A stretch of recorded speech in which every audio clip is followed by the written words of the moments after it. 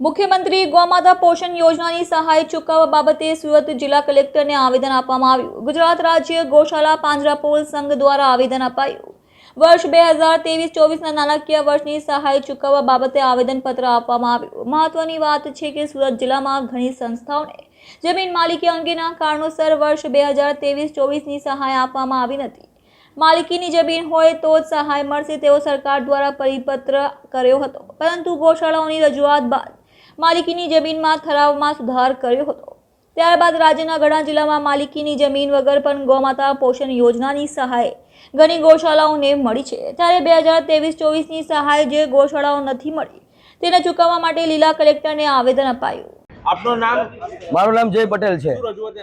આજે કલેક્ટર સાહેબને રજૂઆત કરવા આવેલા હતા કે ગયા વર્ષે મુખ્યમંત્રી ગૌમાતા પોષણ યોજના હેઠળ મુખ્યમંત્રી સાહેબે 500 કરોડની ગ્રાન્ટ ફાળવેલી। એ ગ્રાન્ટના અનુસાર ઘણી બધી ગૌશાળાઓને ગ્રાન્ટ મળેલી, પણ એમાં એક કન્ડિશન હતી કે માલિકીની જમીન હોવી જોઈએ। ત્યારબાદ બધા ગૌશાળાના ટ્રસ્ટીઓ અને બધા પાંજરાપોળના ટ્રસ્ટીઓની રજૂઆત બાદ સરકારે એ કન્ડિશન કાઢી નાખેલી। તો આ વર્ષે એ કન્ડિશન નથી, છતાં બી એ કન્ડિશનને ધ્યાનમાં રાખીને સુરત જિલ્લા, બાકી બધા જિલ્લાને તો એ ગ્રાન્ટ મળેલી છે, પણ સુરત જિલ્લાને એ ગ્રાન્ટમાંથી, સુરત જિલ્લાની ઘણી બધી ગૌશાળાઓને એ ગ્રાન્ટમાંથી સહાય નથી મળેલી। એટલા માટે જે ગૌશાળાઓને નથી મળેલી એ ગૌશાળાના સંચાલકો આજે કલેક્ટર સાહેબને રજૂઆત કરવા આવેલા છે કે અમને એ ગ્રાન્ટ મળવી જોઈએ।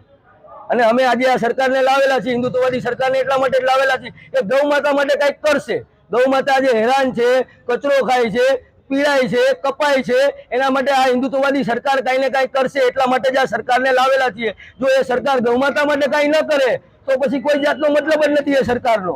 અને અમારી આગામી એવી તૈયારી છે કે જો અમને આ સુરતની ગૌશાળાઓને આ નહીં મળે, આ સહાય નહીં મળે, તો સુરતમાંથી કમસે કમ 20 થી 30 હજાર ગાયો કલેક્ટર કચેરી તરફ રવાના થશે અને હજારોની સંખ્યામાં ગૌ સેવકો કલેક્ટર કચેરી તરફ રવાના થશે અને કલેક્ટર કચેરીનો ઘેરાવો થશે, એવી તૈયારીઓ છે।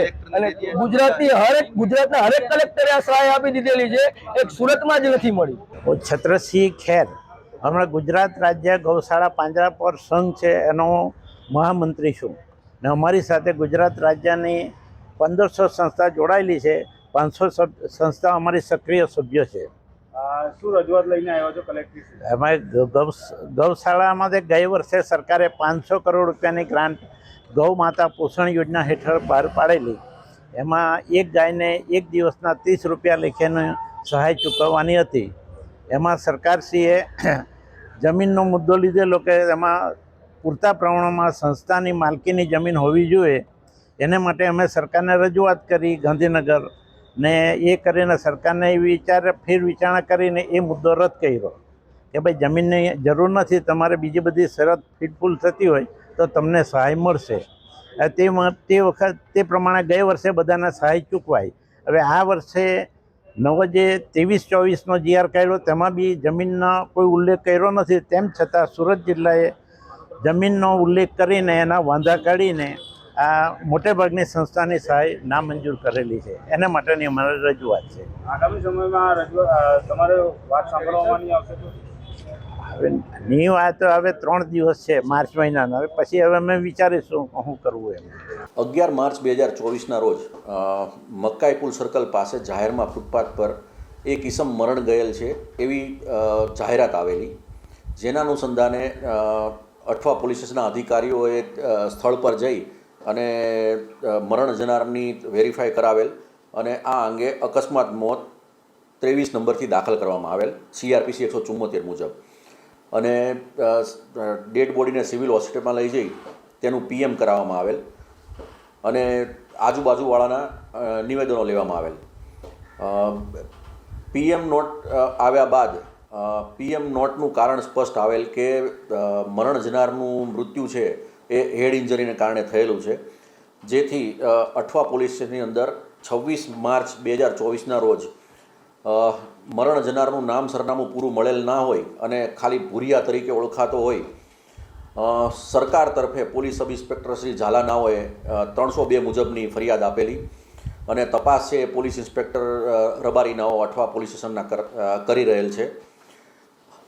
આ બનાવ અંગે આજુબાજુના CCTV વેરીફાઈ કરતાં 11 માર્ચના રોજ સાંજના 6:30ની આસપાસ એક ઈસમ છે આ મરણ જનારને મારતો હોય એવું જણાય જેથી સીસીટીવી ફૂટેજના આધારે એક ઇસમની અટકાયત કરવામાં આવેલ, જેનું નામઠામ પૂછતા એનું નામ રામ કિશોર પ્રધાન રહે મૂળ ઓરિસ્સાવાળો હોવાનું જણાવેલ અને આ મરણ જનાર છે પણ એ પણ ઓરિસ્સાનો જ વતની હતો એવું આ રામ પ્રધાન જણાવે છે.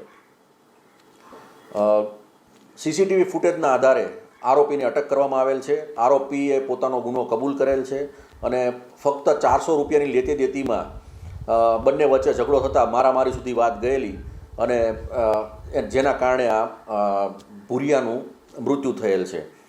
આ બાબતે આરોપીને અટક કરવામાં આવેલ છે અને તેના રિમાન્ડ મેળવવામાં આવેલ છે અને આરોપી સીસીટીવી ફૂટેજમાં આવેલ હોય FSL દ્વારા ગેટ એનાલિસિસ ટેસ્ટ કરાવવામાં આવશે અને આગળની કાર્યવાહી કરવામાં આવશે.